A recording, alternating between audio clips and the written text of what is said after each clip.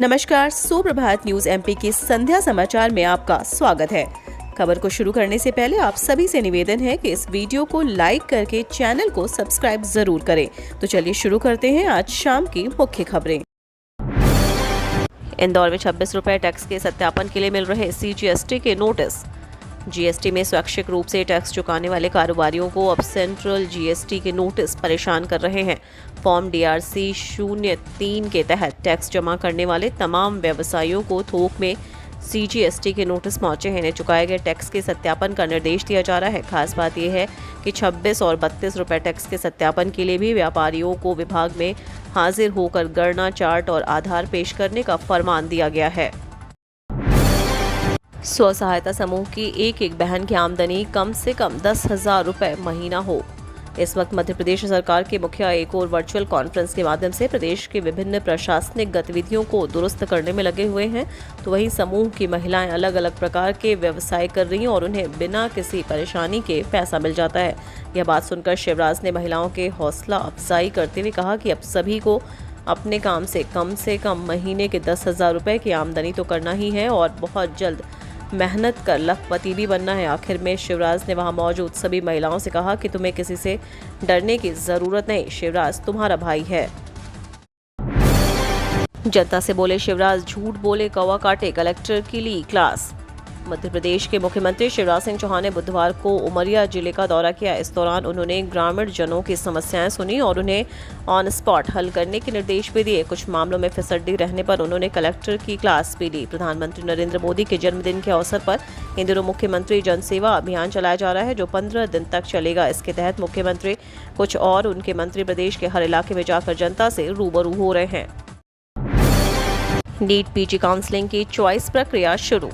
Medical counselling committee यानी MCC ने national eligibility cum entrance test post graduate NEET PG counselling के choice filling प्रक्रिया शुरू कर दी है। नीट PG की परीक्षा में उत्तीर्ण छात्र MCC के पोर्टल से कोर्स और कॉलेज के अपने विकल्प को भर सकते हैं। नीट PG काउंसलिंग के लिए पंजीकरण करने वाले उम्मीदवारों को विकल्प भरने के लिए MCC की आधिकारिक वेबसाइट mcc.nic.in पर जाना होगा। वेबसाइट पर ID और पासवर्ड और अन्य आवश्यक विवरणों का उपयोग कर लॉग इन करना होगा।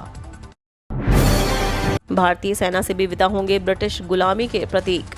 भारतीय नौसेना के झंडे के ब्रिटिश गुलामी का प्रतीक विक्टोरिया क्रॉस हटने के बाद अब आर्मी ने भी इस दिशा में पहल शुरू कर दी है। PM नरेंद्र मोदी के निर्देश पर भारतीय सेना ब्रिटिश साम्राज्यवाद के सभी प्रतीकों को एक एक कर खत्म करने जा रही है। इसके लिए सेना 9 ने व्यापक रूप से इंटरनल सर्वे शुरू करने का फैसला किया। इस सर्वे में सामने आए ब्रिटिशकालीन प्रतीकों को चिन्हित कर बाद में खत्म कर दिया जाएगा। लंपे के चलते सरकार ने पशुओं के टीके किए निःशुल्क। लंपे वायरस राजस्थान और गुजरात में पूरी तरह पैर पसार चुका है और अब यह मध्य प्रदेश के सीमावर्ती जिले में भी इस वायरस के संक्रमण के मामले देखने को मिल रहे हैं। हालांकि मध्य प्रदेश में इस समय पशुधन की मृत्यु दर बाकी राज्यों से काफी कम है, लेकिन फिर भी इस वायरस के चलते सभी पशुपालक काफी चिंतित हैं। बीमारी के लिए टीकाकरण मौजूद न होने की वजह से सरकार और पशुपालक दोनों को ही परेशानियों का सामना करना पड़ रहा है। लोन ना लेने पर भी ब्लैकमेल करने लगे ऐप।